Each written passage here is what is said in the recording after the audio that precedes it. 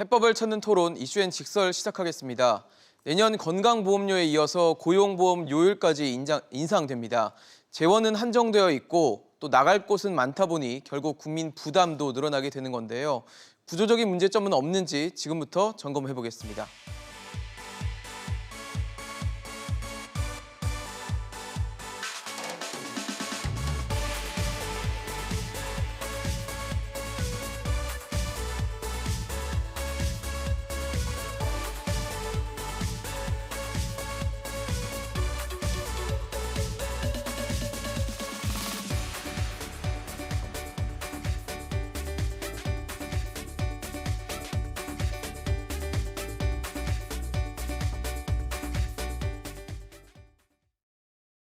네, 오늘 함께해 주실 세 분 소개하겠습니다. 서강대학교 기술경영전문대학원 김현학 초빙교수, 사회연대포럼 정용건 대표, 한국보건사회연구원 최연수 정책연구실장 나오셨습니다. 어서 오십시오.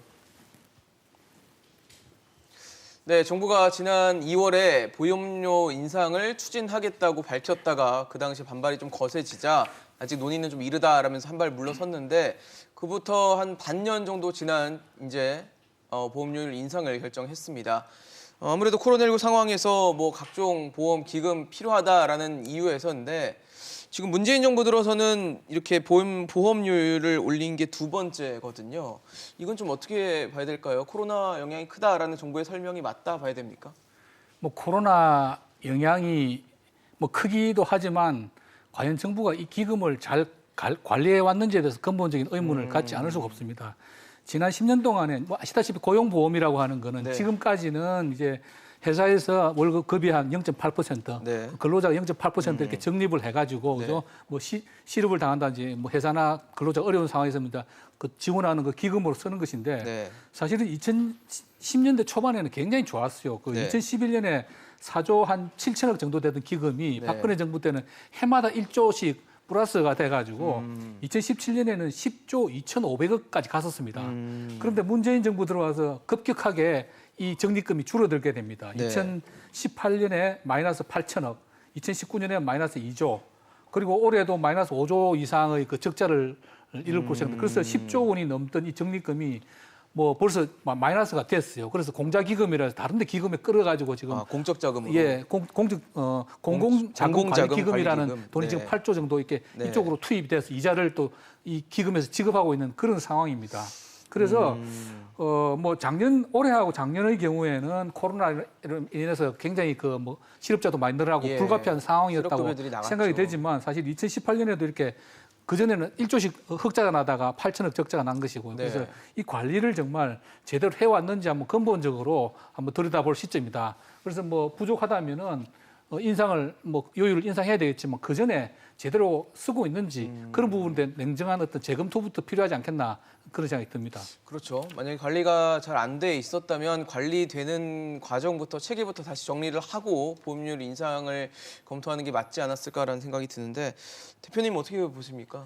예, 그 이제 고용보험기금이라는 것이 사회보험으로서 노동자들이 평소에 적립을 해놨다가 어려울 시기에 실업을 당할 시기에 이제 실업급여를 받는 지급받는 방식입니다. 거죠. 그래서 가물때를 대비해가지고 저수지에 물을 많이 쌓아놨다가 가뭄이 시작되면 물을 다 풀어서 그렇죠. 그 가뭄을 해결하고 농사 지을 수 있도록 하는 이런 방식이죠.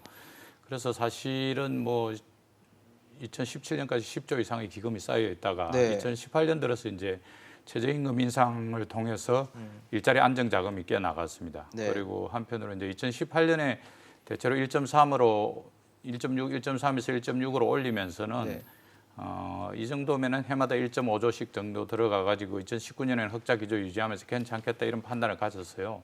해마다 1.5조 정도만 상승되겠다 그랬는데 이제 코로나 팬데믹이 딱 들어오면서 작년에 대표적으로 돈을 쓸 수밖에 없었고 올 상반기에도 마찬가지입니다. 그래서 작년에 실업급여로 나간 돈이 12조 정도 됩니다. 작년에만요. 예, 12조 정도 되고 실업급여를 받은 근로자들이 178만 명. 예. 평균적으로 받은 임금도 한 887만 원 정도 이렇게 될 정도로 상당히 많은 금액을 노동자들이 실업급여를 통해서 해결을 했고요. 네. 또 한쪽으로 이제 고용을 유지하기 위해서 들어간 돈도 고용 유지와 뭐 직업 안정 등등에 6조 가까이 돈을 들었는데 네. 우리가 고용유지지원금이라 해가지고 직원들을 해고시키지 않고 네. 휴직시킬 때 뭐 항공사라든지 여행사라든지 이런 데 휴직시킬 때 들어가는 고용유지지원금으로 해가지고 전체 근로자 77만 명 정도가 그 혜택을 받았습니다. 사업장 기준으로는 7만 2천 개 정도의 사업장에 이 돈이 지급돼 가지고 고용을 네. 좀 지켜냈고요. 또 한편으로 이제 모성 보호를 위해서 뭐 1조 6천억 정도, 그리고 청년 고용 창출을 위해서 1조 9천억 정도 이렇게 해서 비교적 한 작년에 뭐 결산을 보면 한 24조 정도의 돈이 들어갔는데 그 중에 상당 부분들은 어떤 큰 역할을 했다 사실은. 네네. 실업에 있는 상태들이 근로자들이 좀 생계를 유지할 수 있도록, 그리고 재취업을 위한 기반을 만들 수 있도록, 그리고 해고 위기에 직면한 기업에 있는 노동자들에 대해서 고용 안정 자금을 지원함으로 인해 가지고 그들도 또 해고 위험을 면할 수 있었기 때문에 큰 역할을 했고, 그러다 보니까 재정은 뭐 당연히 어려워질 수밖에 없는 그렇죠. 상황이라서 공자기금에 빌려올 수밖에 없고 일반 회계에서도 1조 이상의 돈이 들어간 이런 상황인데 궁극적으로 보면 또 제도의 개선도 한편으로 있었습니다. 그래서 그 전까지 이제 이게 3개월에서 8개월까지 주던 것을 네. 4개월에서 9개월로 이렇게 기간도 늘리고 네. 금액도 마찬가지로 평균 임금의 50%에서 직전에 60%로 늘렸습니다. 그래서 금액도 좀 늘어나고 그다음에 이제 사각지대도 많이 줄어가지고 문재인 정부 들어서 최근 한 이제 1,430만 명 정도 가까이 고용보험 가입자가 늘어서 비교적 이제 우리가 OECD 기준으로 하면 그래도 여전히 최하위권에 있는 이 실업급여 사회보장 체계를 가지고 있는데 문재인 정부 들어서 이 부분은 좀 역할을 했다 이렇게 좀 할 수 있겠다고 판단됩니다. 사실 이 고용보험이라는 게 고용의 안전망 역할을 해야 되는 게 맞고 조금 더 폭넓게 두텁게 돼야 되는 것에 대해서는 아마 공감을 다들 하실 텐데 지금 맞서 두 분이 말씀을 주신 걸 들어봤을 때는 이제 문재인 정부 들어서 좀 적자 기조로 돌아서는 모습들을 보였다는 것 자체는 코로나 이전에도 그랬다는 거는 역시 최저임금 인상이나 문재인 정부 초기에 추진을 했던 소득주도 성장이 영향을 줬던 것인가에 대한 의문을 좀 던져볼 수 있을 것 같거든요. 뭐 일단은 앞서 두 분 말씀해 주신 것처럼요. 그 고용보험을 포함해서 우리가 가지고 있는 사회보험을 중심으로 한 사회 안전망은 여러 가지 사회적 위험과 위기 상황에 대응하기 위해서 보험료를 통해서 기금을 마련하고 안전망을 구축해 놓는 거거든요. 그렇죠. 그런데 이제 특히나 고용보험 같은 경우에는 네. 국민연금이나 건강보험하고는 조금 성격이 다른 부분이 네. 경제 상황의 영향을 굉장히 많이 받을 수밖에 없고요. 뭐 예를 들면 건강보험은 단기 재정이기 때문에 매년 재정 상황에 따라서 보험료를 조정해 오기도 하고 그렇죠. 또 반대로 국민연금은 굉장히 장기적인 대비를 하는 거기 때문에 이제 연금의 뭐 보험료 구조나 급여 체계나 이런 것들을 이제 장기적인 안목에서 관리를 하게 됩니다. 근데 네. 고용보험은 그 중간 정도 성격이라고 보면 되는데 아무래도 경제 상황에 영향을 많이 받을 수밖에 없고요. 말씀하신 것처럼 이번 정부 초기에 최저임금 인상과 더불어서 일자리 안정자금이라든지 저출산 대책으로서 여러 가지 이제 육아휴직 확대라든지 이런 네. 것들을 통해서 이 기금이 좀 여유가 있었기 때문에 이 고용보험 기금을 좀 많이 활용하는 그런 이제 방법을 사용을 했고요. 그런 상황에서 이제 사실은 우리가 IMF를 경험하고 글로벌 금융위기를 겪기까지 한 10여 년 동안은 사실은 크게 경제적인 어떤 그 어려움이 없었기 예. 때문에 이제 고용보험이 좀 안정적으로 유지가 됐고 또 금융위기 이후에도 한 10여 년 동안 또 안정적인 상황이었습니다.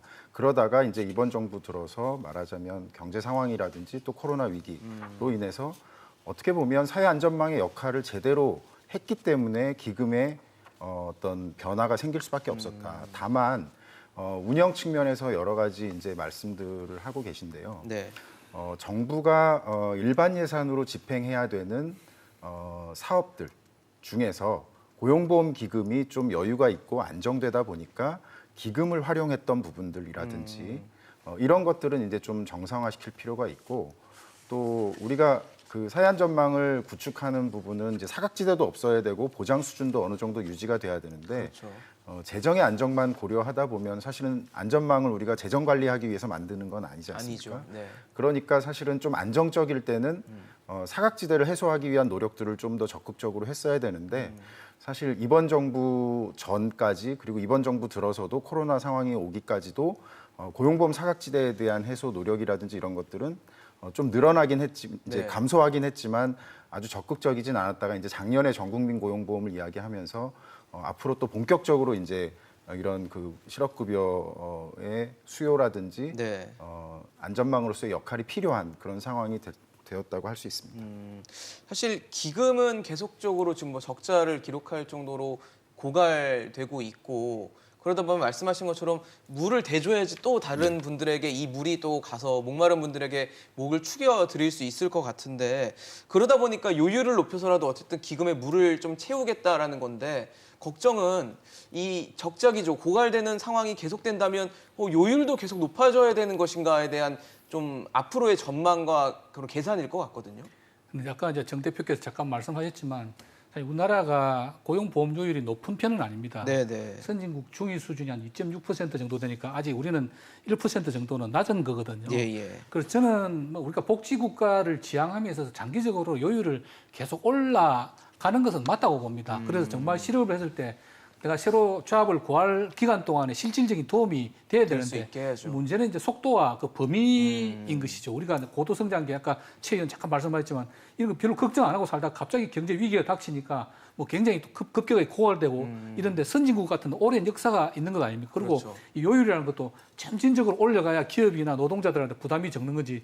이게 1.6% 얼마 안 되는 것 같지만 우리 지난번에 이야기 말씀 나눈 그 택배 노동자, 특고 노동자들은 네. 이것도 부담이 돼서 맞아요. 가입을 못하는 분들도 많거든요. 그렇다 한다면은 어떤 어느 정도 예측 가능하게 뭐 5년에 뭐 한 0.2%라 이렇게 점점 올려가면서 복지의 수준을 넓혀가는.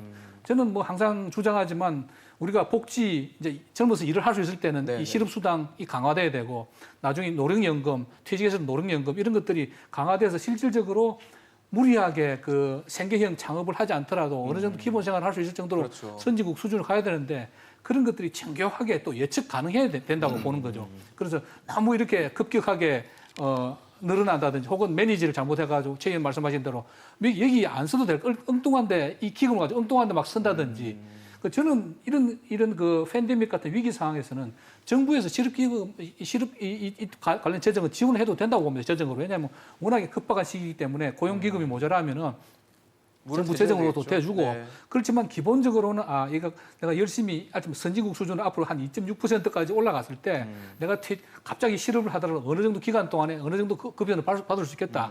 근데 이것들이 너무 급하게 이렇게 일이 진행되고 또 최저임금이 오르다 보니까 이 액수도 늘어난 거예요. 저는 그래서 기간이 늘어난 거에 대해서는 좋은데 이 최저임금이 늘어나다 보니 액수 자체도 사실 한 200 정도 되거든요. 사실 실업수당으로 200이면 적은 건 아닙니다. 그래서 기간이 늘어나는 건 좋은데 액수 자체도 최저임금에 연동해서 늘어나다 보니까 갑자기 적자폭이 늘어나게 된 거고요. 그래서 저는 점진적으로 이 실업수당이 점점 늘어나고 요율이 올라가는 것에 대해서는 그건 불가피한 추세다. 다만 그 중간중간에 우리가 제대로 관리하고 있는지 그 속도는 적정한지 특히 이렇게 경제 위기 상황이 계속되고 있는데 급격하게 요율을 올리는 것이 기업이나 근로자에게 그렇죠. 감당할 수 있는지 그런 것을 잘 판단해서 속도 조절했으면 좋겠다. 그런 말씀을 드리고 싶습니다. 그렇죠. 지금 사실 고용보험료를 내는 게 이제 기업도 반을 내고 이제 근로자, 노동자가 네. 반을 내는 구조이기 때문에 고용보험료가 올라간다는 건 결국 기업과 근로자의 부담이 모두 다 늘어난다라는 걸 텐데 사실 나중에 결과적으로 어떤 완충작용을 할 수 있다면 그게 충분히 낼 만한 가치가 있겠지만 너무 급격하게 올라가는 것에 대해서는 좀 경계할 필요가 있어 보이거든요. 그렇습니다. 지금 이제 사실은 뭐 0.2%포인트인데 인상률로 따지면 12.5%거든요. 그러니까 사실은 지금 기업하시는 분들의 이야기가 최저임금 인상되면 최저임금도 올려줘야 되지만은 그에 따른 사회보험료 인상과 관련해서도 추가적으로 따라오기 때문에 어렵다 그렇죠. 이렇게 이야기하는데 문재인 정부에서 불가피하게 올리는 부분들 최저임금이든 고용보험료든 이런 것들이 있으면은 이것만 좀 올릴 것이 아니고 사실은 제도를 개선하면서 같이 가야 되는 거거든요. 그렇죠. 네. 여전히 고용보험료도 마찬가지로 제도 개선과 관련해서는 외면하고 있는 게 현실이다. 네. 실제로 이제 이 고용보험료 같은 경우에 저도 2018년 퇴직하고 2019년도에 받아봤단 말입니다. 실업급여를. 네네. 사실은 8개월 받았는데 하루에 6만 원씩 8개월 받았어요. 받았는데 실제로 그 대단히 소중한 돈입니다. 실제로 소중한 그렇죠. 돈인데 네. 이게 이제 상한선, 하한선 이야기하는데 제가 상한선이 당시에 6만 원이었어요. 근데 2019년에 하한선이 6만 원이 되고 상한선이 6만 6천 원이 됐어요. 좀 올라왔네요. 그러니까 1년 사이에 불과 1년 사이에 하한선에 상한선이 하한선이 될 그러네요. 정도로 네. 그러니까 최저임금이 올라가면서 최저임금의 90%를 주도록 하한선을 정해놨거든요. 그 상한선은 또 6만 6천 원밖에 안 돼요. 그러니까는 그 6천 원 차이밖에 안 되는 거죠. 그래서 연봉이 뭐 예를 들어서 1억 있는 사람도 6만 6천 원인데 연봉이 1,000만 원 사람도 6만 원 받도록 돼 있는 이런 구조이거든요. 그래서 이 갭이 없다 보니까 위쪽은 되게 부족하고 네. 위쪽은 되게 부족하고 아래쪽은 오히려 최저임금을 수렴하고 있거든요. 그러니까 이게 내가 뭐 꼭 일 안 해도 실업급여를 받아더라도 최저임금 선상에 계신 분들은 근로 의욕을 좀 떨어뜨리는 경향성이 생기고 있습니다. 그래서 이 부분과 관련해서 저는 이 사람들을 작게 주라는 게 아니고 길게 주자는 거죠. 그래서 기간을 길게 주더라도 하한선은 좀 낮춰야 된다. 그래서 일자리를 찾아가지고 빨리 이 돈이 덜 쓰게 할 수 있는 이런 고용시장에 들어갈 수 있게 부분인데 해야지 이 또. 부분에 대해서 정부가 역할을 안 하고 있어요. 또 한편으로 강범위한 사각지대들이 있습니다. 이 부분과 관련해서 예를 들어서 특수고용 노동자, 자영업자들 이 부분과 관련해서 빨리 좀 들어오게 만들어야 되고요. 또 한편으로 아까 우리 김 교수님도 지적을 하셨는데 이게 사회보험 방식이라서 자기가 낸 사람들, 기여자가 반드시 수혜자가 돼야 돼요. 사회보험 방식이라서 네네. 이게 세금으로 하는 것이 아니기 때문에 예. 나머지 하는 부분과 관련해서는 일반 회계가 다 해야 됩니다. 그래서 실업급여 문제, 고용안전 문제, 그다음에 직장의 안정성, 직업 훈련하는 이 세 가지는 당연히 사회보험료로 해야 되죠. 우리가 낸 돈으로. 그런데 그것을 뛰어넘는 예를 들어서 모성보호 관련해서 하려면은 정부가 재정을 투입해야 되는 것입니다. 청년 일자리 창출과 관련해서도 당연히 우리하고 해당되는 부분은 아니지만 다 필요한 일이니까 그건 일반 재정이 들어와야 되죠. 이렇게 해서 이런 것들을 갖다가 좀 정리를 해야 되고 그다음에 아까 급격하게 오르는데 여전히 급격하게 오르는데 부담입니다. 예를 들어서 자영하시는 분 이런 부담이 있기 때문에 그걸 탄력적으로 건강보험료처럼 조금씩 베이비 스텝으로 이렇게 올라가야 되는데 뭐 이따가 어려우면 덜커덕 올리고 돈 많이 쌓아놨으니까 뭐 제가 결산 자료 이렇게 가지고 있는데요. 이 보면은 사업이 그냥 그 고용안정기금이 10조 이상 쌓여 있다 보니까 전혀 관련이 없는 사업을 다 나왔어요. 그저께 고용노동부가 밝힌 데 이래 됐습니다. 기금 목적에 맞지 않는 사업을 일반 회계로 지속 이관할 예정이다 이렇게 해놨어요. 그러니까 자기들 스스로 인정하고 있습니다. 네네. 기금 목적에 맞지 않는 사업도 상당히 벌렸다. 이런 것도 전부 다운사이징 해야죠. 그런 것들과 관련해서 제도적인 좀 큰 틀에서의 계획을 통해서 보험료 인상을 하면서 국민들의 동의를 구하고 이래야 되는데 보험료만 인상하고 다음에는 좀 있으면 좋아질 겁니다. 이렇게 하고 또 잊어먹고 그리고 필요하면 또 올리고 그렇죠. 이런 방식은 좀 지양해야 될 것이다.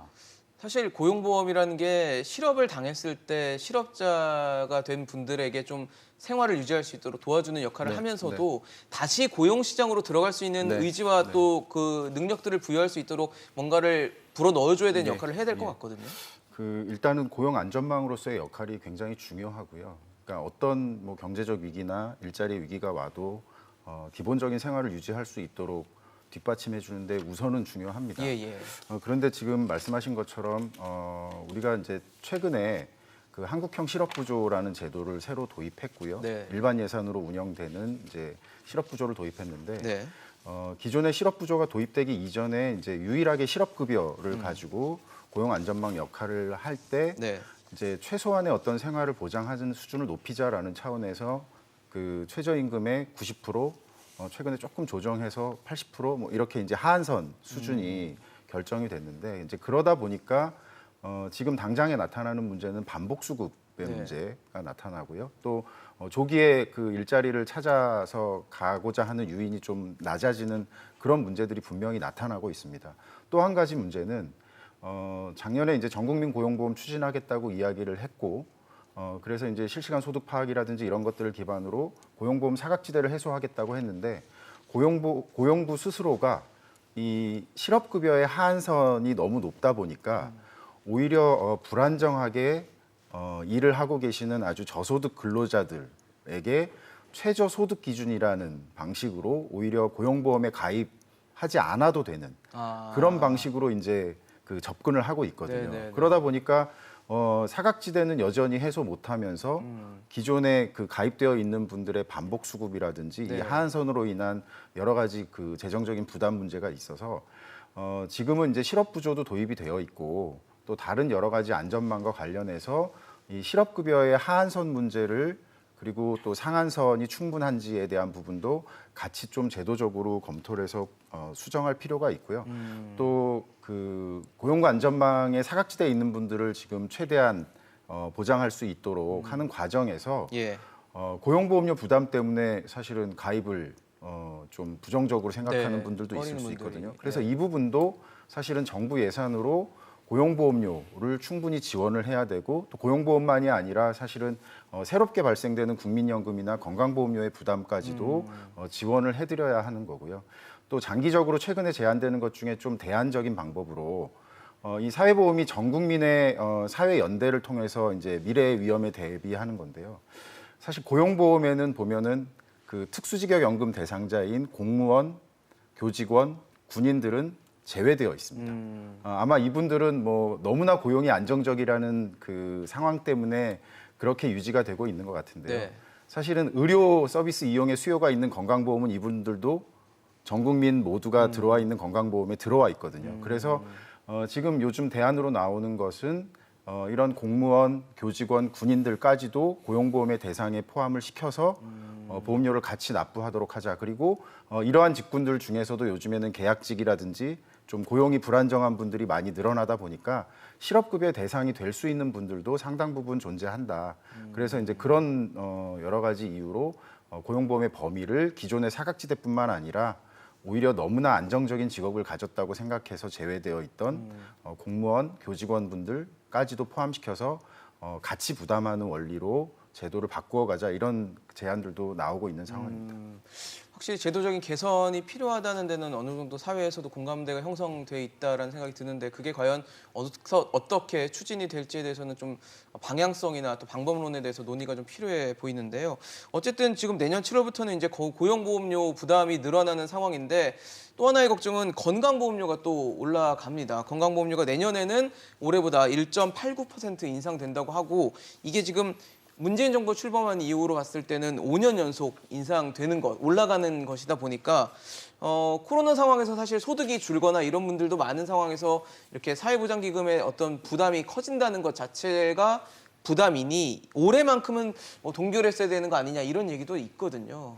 사실 뭐 제가 아까 고용보험 우리 이야기 나눴지만 고용보험에 대해서는 물론 이 관리하는 과정에서 조금 아쉬움이 있지만 불가피하게 선진국 수준으로 앞으로 사회 안전망을 강화하자는 측면에서 네. 확대할 필요가 있다는 건 저는 공감을 하고 근데 건강보험 이 재정 관리는 정말 정부를 비판하지 않을 수가 없습니다.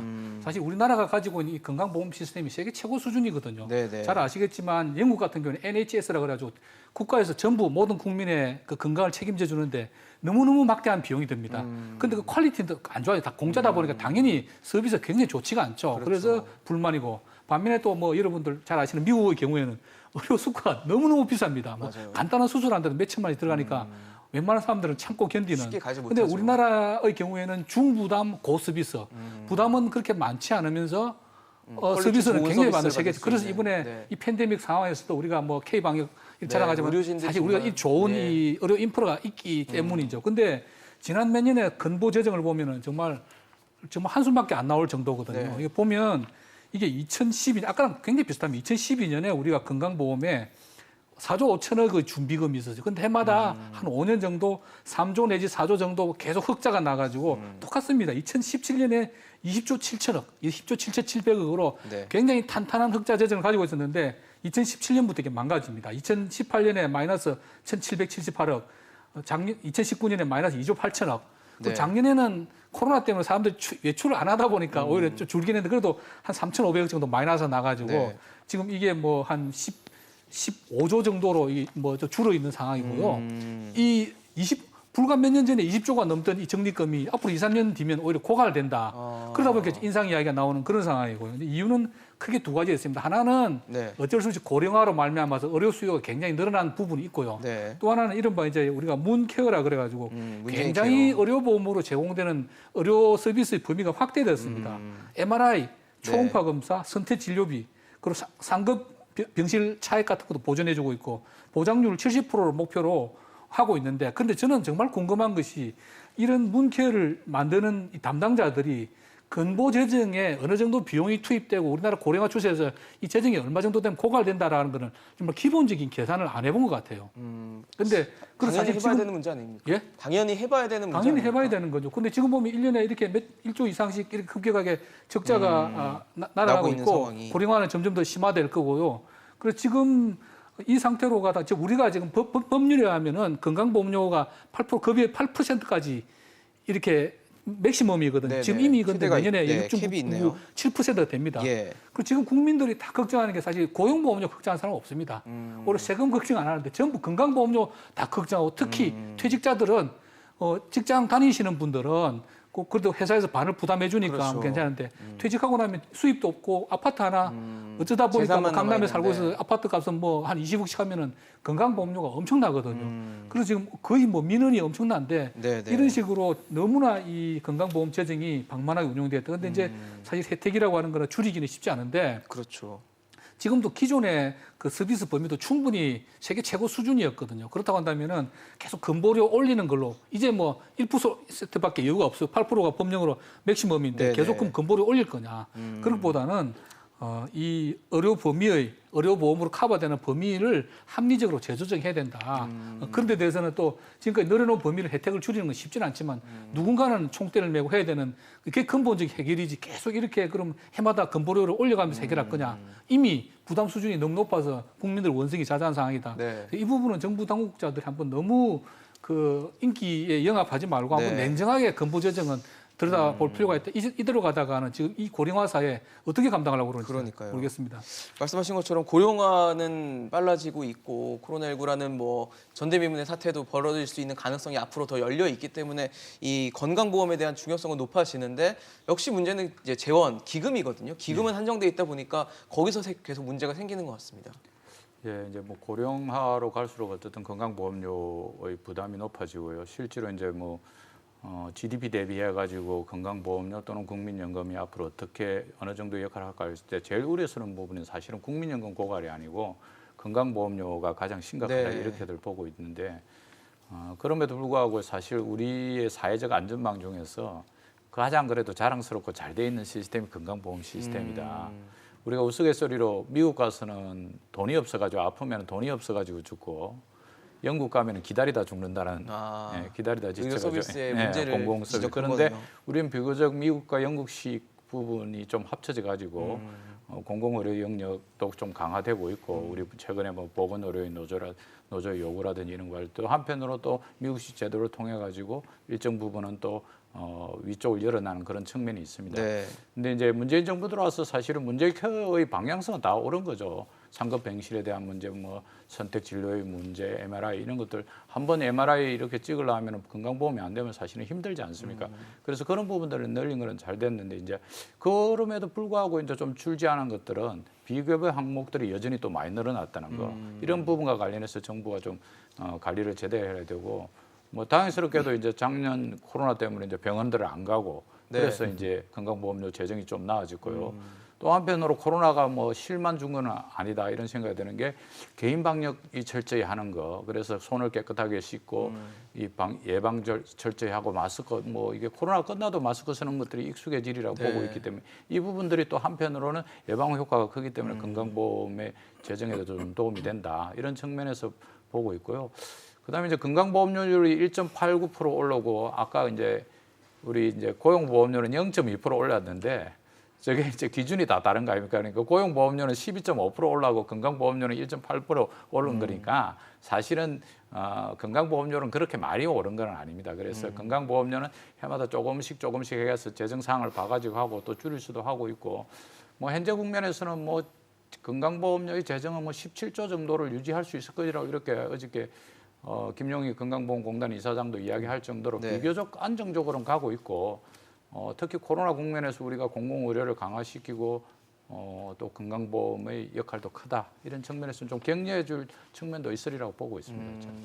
근데 사실 나갈 게 많아질 거라는 생각이 드는 게 역시 고령화라는 건 피할 수 없는 숙명으로 지금 받아들여져 있기 때문에 나갈 게 많다면은 많은 상황에서 17조라는 어떤 기금을 유지를 한다는 얘기는 계속 보험료율이 높아지는 것인가에 대한 의문이 들게 하는 부분인 것 같거든요. 앞서 말씀드린 것처럼 건강보험은 사실 단기 재정으로 운용되는 방식이어서요. 예.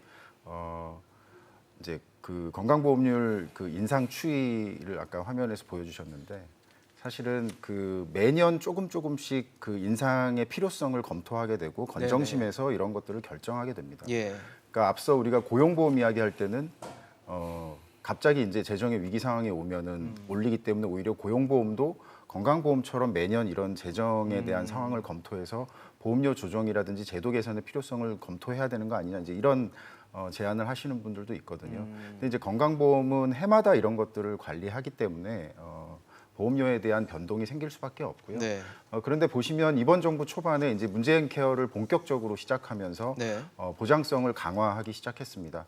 그때 상황에 비하면 이번에 인상률은 어떻게 보면 가장 낮은 수준일 수 있고요. 그런데 이제 이 보장성 강화라는 부분을 만약에 하지 않는다면, 지속적으로 하지 않는다면 사실은 일반 국민들이 일상적으로 생활을 하면서 병원을 방문했을 때 부담해야 되는 비용이 그만큼 늘어나게 되는 거고 또 특히나 이제 비급여 부분이라든지 또 급여화되어 있지 않은 부분에 대해서는 훨씬 더 많은 부담을 일시적으로 안아야 되는 거거든요. 예. 그래서 이제 우리 건강보험이 전 세계적으로 사실 굉장히 발전된 제도다라고 하고 있고요. 다만 이제 국민들이 이 보장성 강화에 대한 부분을 좀 더 확실하게 체감할 수 있도록 하려면 비급여에 대한 관리 부분을 아주 철저하게 관리를 해야 된다. 그리고 이 비급여와 관련된 의료 서비스 공급이나 이용과 관련된 행태 부분들도 앞으로 관리가 되어야만 실질적으로 건강보험의 보장성 강화를 국민들이 체감하면서 재정 부분에 대해서도 안정적으로 관리할 수 있는 그런 방향이 될 것 같고요. 네. 사실 국민들께서 우리나라 전 국민의 거의 70% 이상이 지금 건강보험료 못지않게 실손보험을 네. 납부하고 계시거든요. 네, 근데 네. 사실 우리나라의 건강보험은 굉장히 보장성 측면에서 우수하기 때문에 어떻게 보면 이런 그 막대한 의료비가 일시적으로 발생되는 비급여 문제가 아니라면 사실은 실손보험의 필요성이 상대적으로 낮다고 할 수 있는데 건강보험료에 대한 부담이나 인상에 대해서는 굉장히 좀 민감한 측면이 있지만 반대로 실손보험들은 굉장히 그냥 아무렇지 않게 내고 계신 상황들이 있어서 앞으로 이제 건강보험 부담과 이 실손보험 부담에 대한 조정이라든지 제도적인 연계라든지 이런 것들도 좀 검토가 필요한 상황입니다. 뭐 상대적으로 실손보험들을 이제 말씀하셨던 좀 큰 사안, 큰 질병에 좀 실손보험을 활용하다 보니까 그 부분이 좀 민감하지 않나라는 생각도 드는데, 실손은 또 선택이잖아요. 네네 고를 수 있는 것들이 좀 강제가 있고, 아니니까. 네, 뭐 그런 근데 부분들이 좀 실손보험이 실제로 지금 이제 보험사들이 손해율이 뭐 140%씩 이랍니다. 그래서 네. 낸 보험료보다도 보험금으로 받아가는 게 너무 크고 병원에서 이걸 가행 진료로 쓰고 있기 때문에 사실은 지금 실손보험이 이 의사들 병원 업계를 다 먹여 살리고 있거든요. 근데 그 보험회사는 죽을 지경이고 그러다 보니까 이제 실손보험료 인상이 있습니다. 네네. 건강보험료만으로 의사들 버티들 하면은 뭐 또 파업하겠죠. 그럴 정도로 실손보험이 이제 그걸 많이 재정을 대주고 있는 이런 부분인데 이게 네. 대단히 심각한 문제다. 이 실손보험의 가행 진료 이 문제 이거 제대로 지켜봐야 됩니다. 네, 알겠습니다. 앞서 김민학 교수님 말씀해 주셨던 걸 한 번 더 체크를 해보려고 해요. 지금 이 가입자가 크게 두 가지잖아요. 직장 가입자가 있고 지역 가입자가 있는데 직장 가입자는 사실 뭐 다른 건 재산 이런 건 별로 중요하지 않더라고요. 월급이 과연 얼마 내는지가 중요해서 직장 가입자들은 이제 월급 소득, 월 소득만으로 이제 건보료 산정이 되는 반면에 지역 가입자는 뭐 이런 소득과 재산을 다 합쳐서 건보료를 산정하고 그 재산에는 뭐 부동산, 자동차 이런 것들이 들어가 있다 보니까 최근에 어떤 주택 시장에서의 공시가격 상승 이런 것들이 나중에 왜 60여 개 항목에 영향을 줄 수 있다. 거기 안에 이 건강보험료가 또 들어가 있어서 지역 가입자들은 나는 월소득도 늘지 않고 월소득이 혹은 없고 이런 상황인데 그냥 공시가격, 내 집값이 올랐다는 이유만으로 건강보험료를 많이 내야 된다에 대한 불만이 있거든요. 그러니까 일단 지금 건강보험료의 부담 수준 자체가 뭐 벌써 내년 되면 7% 급여인데 말씀들 나눈 대로 이게 이제 직장 다니면 예, 또 예. 일단 기본적인 월급이 나오는 그렇죠. 거고 또 회사에서 반을 부담해 주니까 그걸 그렇게 절실하게는 못 느껴요. 근데 그렇죠. 딱 퇴직하는 순간 사실 제가 그걸 절실하게 느끼는 게 제 동년배가 이제 막 퇴직해서 이제 있거든요. 그래서 열심히 일해가지고 아파트를 하나 장만했어요. 자동차도 하나 있어요. 근데 사실상 수입은 거의 없는 거예요. 아니면 과거에 뭐 투자해놓은 거 조금 뭐 임대소득 받는다든지. 네네. 실제로 그 회사 근무할 때 소득이 한 10분의 1 뭐 이렇게밖에 안 되는데 보험료는 더 나오는 거예요. 왜냐면 뭐 아까 말씀드린 강남에 뭐 아파트 하나 네, 그것도 집값이 뭐 막 옛날에 뛰었으니까. 옛날부터 살면서 쌀 때 아니 꼭 강남이 아니라도 요즘 뭐 네네. 웬만한 뭐 아파트 뭐 다 10억 안 하는 올랐어요. 아파트 네. 없으니까. 그리고 재산이라고 그러는데 재산 또 승용차인데 승용차 또 뭐 외제차는 더 비싸다고 그러는데 모르겠습니다. 하여튼 저는 기본적으로 건강보험료 부과 기준은 거의 소득에 연동을 해야지. 당장 벌어들이는 데서 지출이 나가는 거지. 아파트 하나 있다고 해서 그럼 뭐 그 팔고 산 데로 옮기면 되지 않느냐라고 하지만 규제가 많아가지고 이 집을 한번 그것도 옮기고 쉽지 팔고 않죠. 하는 게 엄청나게 중간에 세금도 많이 해야 되지만 네. 집 구하기도 쉽지 않고 팔지도 쉽지 않고 어렵습니다. 그래서 자꾸 뭔가 이렇게 과거에 이렇게 해왔기 때문에 물론 이제 정부도 많이 고민하고 조금씩은 제도를 개선하고 있어요. 그래서 예. 재산 부분보다 소득 부분의 비중을 조금 늘리고 있는데 기본적으로 퇴직자들은 소득이 없다 보니까 정부가 그렇죠. 기본적인 틀을 바꾸지는 못하는 거죠. 그렇다 하더라도 정말 집 하나밖에 없는 분들한테 자꾸만 이렇게 아파트 기준을 한다는 거. 그건 또 그러다 보니까 이 뭐 편법이 생기는 거 아니겠습니까? 자동차 같은 경우에도 리스나 렌트를 해가지고 그 부담을 없앤다든지 하는 부분도 있고 뭐 이런 이야기는 뭐 제가 좀 드리기 곤란하지만 네. 뭐 위장 취업 비슷하게 해서 아. 뭐 그래서 어쨌든 꼼수가 좀 행해할 수 있다라는 물론 이제 그거 다 말씀을 해주시는 정부에서 거죠. 국세청에서 적발하고 있지만 그렇게까지 내모은다는 자체가 얼마나 서글픈 일이냐는 거죠. 그래서 실제로 저는 건강보험 부과 기준도 가급적이면 소득 기준으로 하고 또 저 같은 사람 직장 기업 다닐 때 굉장히 많이 냈거든요. 그 네네. 건강보험료. 그래서 퇴직해서 별 수입이 없는 분들한테 부담을 좀 획기적으로 줄여줄 수 있도록 재산 아파트 하나 있다고 그것 때문에 몇십만 원씩 소득도 없는 분들한테 이렇게 계속 부과하는 것이 맞는지 한번 좀 고민해 주십시오 하고 저는 당국에 좀 부탁을 드리고 싶습니다. 네, 그러게요. 소득이 없는데 그냥 네. 집 하나 한 채 살고 있고 그 집값이 뭐 시장 상황에 따라서 좀 올라갔다. 그게 혹시 또 정부의 정책이 영향을 줬다라고 해서 올라서 건보료 부담이 늘어났다는 건 결국 또 가처분 소득이 줄어드는 상황이 될 거거든요. 그렇습니다. 그래서 이제 사실은 이제 이 사회보험료를 갖다 내는 기준과 관련해서는 뭐 유럽의 복지국가는 다 소득을 기준으로 합니다. 소득이 없는 경우에는 뭐 그렇지 않은데 우리는 유독 이제 누가 부자냐 이거 논의할 때 집 한 채 있느냐 없느냐, 서울에 있느냐, 강남에 있느냐 이거 가지고 이제 우리는 부자의 그 기준을 따지기 때문에 잣대를 세우고 있죠. 아니 저 30억짜리 아파트 가지고 있는 사람은 보험료 안 내고 난 직장 다니는데 직장인들 봉이냐 이렇게 또 거꾸로 이야기하다 보니까 결국 이제 뭐 소득이라든지 재산이라든지 자동차 정도 가지고 기준으로 이렇게 정하고 있는 이런 상황인데요. 사실은 이거와 관련해서는 뭐 사회적 합의가 없는 이상은 뭐 바꾸기는 쉽지 않은 이런 구조인 것 같고요. 그런데 이제 퇴직하고 나면 김 교수님도 마찬가지지만 퇴직하고 나면 첫 번째 딱 두 가지가 연락이 옵니다. 첫 번째가 이제 지역으로 편입됐으니까 건강보험료 내라고 하고 두 번째가 이제 마이너스 통장 당신 크레딧이 없어졌으니까 대출금 빨리 갚으라고 연락이 오고 해가지고 막막해지는 그런 상황이 오기는 하는데 그렇군요. 예, 그럼에도 불구하고 어떻든 이건 이제 사회적 합의가 필요하다. 소득이나 네. 재산을 갖다 뺄 경우에는 한 것이고 이제 당장에 지금 이제 보험료 인상과 관련해서 어려운 부분은 사실은 자영업 하시는 부분들이죠. 그래서 영업 금지, 그렇죠. 그다음에 이제 영업 제한, 제한으로. 집합 제한, 그다음에 이제 매출이 급속하게 감소한 자영업자분에 대해서는 이 건강보험료 정도는 네. 건강보험료는 안 내면 병원을 못 가기 때문에 그러니까요. 뭐 국민연금은 좀 경감을 기다려 주기는 하지만 건강보험료는 그런 게 아니기 때문에 이분들에 대해서는 완전히 감면을 해줘야 된다. 그래서 당분간 사실은 이분들이 어떻든 이 방역을 책임지고 그래서 건강보험 재정이 좋아진 거 아닙니까? 방역에 대한 희생을 했기 때문에 그렇기 때문에 거기서 건강보험료가 덜 나간 부분이 있기 때문에 이 지금 집합 금지, 집합 제한 그리고 매출이 줄어든 이 자영업자 부분들에 대해서는 완전히 감면해줘도 손해가 아니다. 그래서 정부가 이 부분과 관련해서 챙겨가지고 좀 보험료 인상만 단순히 할 것이 아니고 보험료 인상하는데 어려운 부분, 그다음에 이 보험료 인상에 기여한 부분에 대해서는 좀 챙겨가지고 이런 부분들을 이렇게 하면서 보험료 인상하겠다 그러면 보험료 인상하는 사람 하시는 동의할 수 있는 구조가 생기는 거 아닙니까? 아 자영업자들 어려운데 우리가 조금 더 내야지. 그리고 그분들은 당연히 깎아줘야지. 아니면 아예 감면해줘야지. 이렇게 좀 정부가 방향성 있게 좀 움직였으면 좋겠습니다. 저는. 사실 안 내야 된다는 얘기를 하는 건 아니고요. 네. 이제 합리적으로 네. 내야 되는 구조가 있어야 된다는 네. 얘기인데 네. 기본적으로는 네. 사회보험은 사실 소득이 있는 곳에 사회보험료를 부담을 해야 된다는 부과하는 게 맞고요. 예. 말씀하신 것처럼 우리 이제 건강보험 같은 경우는 과거에 이제 의료보험 당시에 통합되어 있지 않은 상태에서 어떻게 보면 이 직장과 지역이 한 틀로 들어오면서 네. 이러한 것들 이제 그 각각에 대해서 그 보험료를 부과하기 위해서 부과 체계를 마련하다 보니까 지금 이런 형평성 문제가 불거지고 있고요. 네. 특히 이제 뭐 다음 주부터 본격적으로 이제 긴급재난지원금 지급 지급이 관련해서도 시작되겠죠. 그럼 건강보험료의 형평성 문제가 다시 한번 이제 논란이 될 거고요. 네. 그래서 정부가 사실은 이번 정부에서 건강보험료 부과체계 개편을 1차적으로 18년도 7월 달에 시행을 했고 내년 7월 달에 2차 개편이 들어갑니다. 근데 네. 그 내용을 보면 사실은 근본적인 문제점들을 개선하는 데는 한계가 있거든요.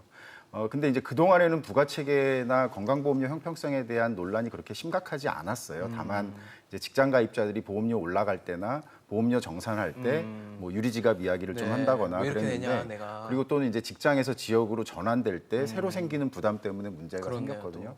근데 이제는 지금 전 국민이 다 건강보험료에 대해서 관심을 가지고 있습니다. 그렇죠. 그래서 내년 7월 이전에라도 네. 좀 더 근본적인 그러니까 소득 중심으로 건강보험료 부과 체계를 개편할 수 있는 대안들을 서둘러서 마련을 해야 되고요. 정부가 내년 7월 이전에 지역 가입자들 보험료 부담이 늘어나는 걸 감안해가지고 이번 11월부터 내년 6월까지 재산에 대해서 과표해서 500만 원 정도 빼주죠. 공제해주겠다고 예. 하는데 이 정도 수준 가지고는 전혀 그 부담을 해소하는데 도움을 그렇죠. 드릴 수 500만 없습니다. 원. 왜냐하면 지역 가입자들의 재산 보험료는 11월 달이 되면은 이제 전면적으로 조정이 되거든요. 그러니까 올해 6월 1일자 기준으로 재산세가 부과가 됐는데 이제 그 자료가 반영이 되는 겁니다. 네네. 근데 작년과 비교해서 공시가격 인상률이라든지 이런 걸 감안해 보면 금년도 11월에 지역 가입자의 재산 보험료가 굉장히 많이 늘어날 거라고 네. 예상이 되고요. 그렇기 때문에 지금 부가체계 개편에 앞서서 이렇게 뭐 500만 원 공제 이런 수준이 아니라 재산보험료를 부과하는 그 60등급으로 되어 있는 표가 있습니다. 아, 네. 이 기준값들 자체를 대폭 상향 조정한다든지 해서 보험료의 부담을 증가분을 최소화할 수 있도록 서둘러서 대안을 만드는 게 필요하고 근본적으로는 소득 중심의 부가체계로 전면 개편할 수 있는 대안을 마련하는 게 필요하다고 생각합니다. 네. 어쩌면 지금이 그 고민을 하고 제도를 개편할 네. 수 있는 적기라고 볼 수 있는 만큼 좀 하루바삐 좀 이런 부분에 대한 검토를 해보았으면 어땠을까라는 생각이 드는데 앞서 말씀드렸던 지역가입자의 부담이 커진다라는 데는 이 공시가격 상승이 크게 영향을 줄 수 있다라는 얘기를 말씀을 드렸는데 사실 최근에 뭐 부동산 얘기하면서 가격 올랐다는 얘기 정말 많이 드렸는데 이 부동산 가격이 각종 세금에 영향을 미치는 중요한 지표인 만큼 이 부분에 대한 원인 진단이 또 중요할 것 같습니다. 근데 국토부 산하에 있는 국책연구기관인 국토연구원이 한 보고서를 내놨는데 그 내용을 보면은 이제 여러 가지 내용이 좀 들어 있어요. 근데 그중 하나를 좀 뽑아 보면 서울 강남 아파트값이 오른 건, 그러니까 집값이 오른 건 언론 보도에 영향이 크다라는 내용이 담겨 있습니다. 그러니까 언론 보도에서 뭐 최고 가격, 가격 상승 이런 얘기들을 보도를 하다 보니까 집값이 올랐다라는 뭐 얘기로 이해할 수도 있을 것 같은데 글쎄요, 뭐 영향을 아예 안 줬다라고 보기 좀 어렵겠지만 그렇다고 이렇게 영향이 크다라고 볼 만한 여지가 있을까요? 참 저건 어불성설입니다. 일단 팩트가 맞지가 않죠. 왜냐하면 물론 강남 집값이 많이 오른 거 사실이고 전국 예. 평균 대비는 올랐지만 서울은 강북이 더 올랐어요. 그래서 지난 4년간 보면 강북은 95% 오르고 강남이 89% 오른 걸로 나옵니다. 그러니까 강남 집값이 오른다고 보도가 됐기 때문에 강남 집값이 올랐다. 뭐 그건 앞뒤가 안 맞는 이야기고요. 그다음에 이게 보도가 뭡니까? 어떤 사실이 있고 난 다음에 보도가 하는 거지. 미리 예측 보도가 아니지 않습니까? 집값이 올랐으니까 올랐다고 보도를 한 거지. 후행적으로 보도를 한 건데 저 보도 때문에 집값이 올랐다고 하는 건 앞뒤가 안 맞는 이야기죠. 그러니까 이제 뭐 궁하다 보니까 저런 논리가 나오는 것 같은데 물론 그런 게 있습니다. 강남 집값도 많이 올라오고 그건 또 다른 정부 정책의 실패 때문입니다. 보도 때문이 아니고 정부가 1가구, 2가구 이상을 가진 사람들 워낙에 중과세나 이렇게 몰아오니까 결국은 똘똘한 한 채를 갖자. 그거는 뭐 비단 필부뿐만 아니고 우리나라의 대표적인 뭐 정치권의 지도자 그런 분들도 다 강남에 몇십억짜리 아파트들 가지고 계시더라고요. 다른 데 다 팔고 강남으로 모으고 가니까 또 강남이 상대적으로 오를 수밖에 없고 그런 것들 복합적인 건데 뭐 언론 보도 때문에 저렇게 됐다라고 하는 거는 조금 뭐 굉장히 어색한 변명입니다. 저도 이제 아무래도 언론계에 몸담고 있다 보니까 이 내용을 한번 다시 봤는데 좀 복잡한 모형들을 돌려서 이제 산출을 한 결과인데 거기 보면은 집값 상승에 대한 기대 심리 정도를 한 달에서 석 개월, 석 달 정도 전부터 비싸게 아파트 산 사람이 얼마나 늘었나. 그러니까 한 달에서 석 달 사이에 비싸게 산 사람이 얼마나 늘었나로 측정을 했는데 사실 최근에 이 아파트 산 상당수는 뭐 전세난 아니면 혹시 공급난 아니면 지금 집을 사지 않으면 안 된다라는 이 위기 심리에 집을 어쩔 수 없이 사신 분들도 무주택자들도 많거든요. 그랬을 때는 과연 이게 얼마나 국민분들이 받아들였을 때 영향이 있을까에 대한 의문이 들었습니다. 제가 보니까 저 국토연구원의 발표대로 언론이 책임이다 그러면 아마 우리 직설도 책임 피하기 어려울 것 같거든요. 그래도 네. 그런데 혼나겠죠? 사실은 언론들은 어떤 경향성을 보였냐면 집값이 오르고 있기 때문에 심각한 문제가 야기될 수 있기 때문에 대단히 비판적으로 정부의 정책을 좀 제대로 내놓고 이런 기사들이 다수였어요. 과거의 언론이 기사들이. 그런데 이 국책연구원들이 보면 영혼 없이 이렇게 움직이는 경우들. 그래서 정부에서 지침 주문에 지난번에 김현미 장관이 14%밖에 안 올랐다는데 서울 집값이 다 더블로 오르고 수도권은 뭐 200%씩 뭐 300%씩 동탄에 뭐 3억 8천짜리가 지금 15억 찍었고 청라지구에 뭐 3억 뭐 비슷한 거에 15억 찍었고 뭐 저 100호세 신규 아파트가 3억도 안 되는 게 지금 8억 하고 있는 이런 게 현실인데 전혀 통계에 맞지 않는 그런 이야기들 막 이야기하고 이 영혼 없는 이야기 위에 보고해가지고 입맛에 맞춰가지고 했는데 제가 사실은 부동산 초기에 그 국민연금의 기금으로 가지고 사회적 책임 투자 측면에서 살 수 있는 공공임대주택을 좀 많이 짓자 제대로 된 것을 이런 제안을 했었습니다. 저희가 뭐 계속해서. 근데 그게 왜 안 됐냐고 청와대에 갔던 요직에 계신 분들한테 물어봤더니 청와대 정책실장이 주택 보급률이 100% 넘어가는데 그거 왜 짓냐고. 왜? 세금으로 다 잡으면 해결할 수 있다. 그러면서 다주택자들이 자꾸 똘똘한 한 채 때문에 이게 이제 확산돼 가지고 결국 뭐 풍선 효과에다 전국적으로 한 바퀴 돌고 있고 신규 아파트를 이렇게 하면서 갔지 않습니까? 그러면서 이 정책이 잘못돼서 발생한 부분이 집값 오르는 데 원인이었지. 공급만 제대로 좀 확대했으면 사실은 이 정도까지 오지도 않았을 거고요.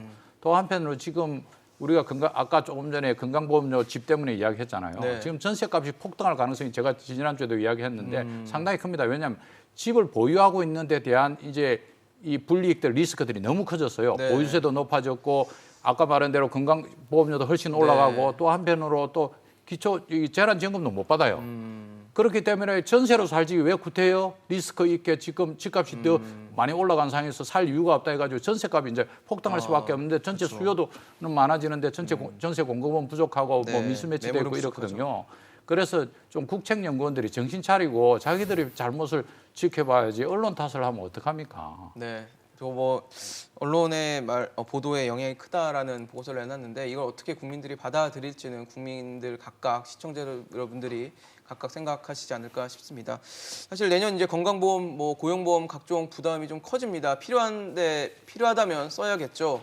하지만 만약에 문제가 있는 지출이 있다면 구조조정이 필요하고 제도 개편도 선행돼야 될 것 같습니다. 오늘 김연학 교수, 정영권 대표, 최현수 실장과 함께했습니다. 이슈앤직설 오늘 준비한 소식은 여기까지입니다. 지금까지 시청해주신 여러분 고맙습니다.